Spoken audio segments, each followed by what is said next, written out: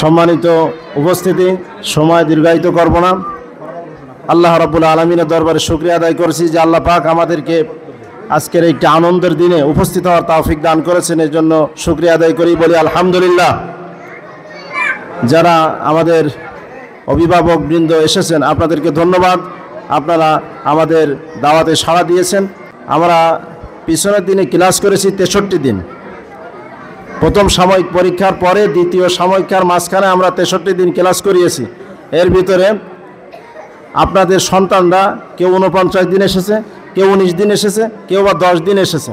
এই যে মাঝখানে আসলো না, এই জন্য হয়তোবা ফলাফল কিছুটা খারাপ হতে পারে। যারা উপস্থিত ছিল তারা ভালো করেছে। এই ভালো মন্দ মিলে আমাদের জীবন। আজকে যারা আমরা খারাপ করেছি, আগামী ফাইনাল পরীক্ষাতে আমরা সকলেই ভালো করার চেষ্টা করব।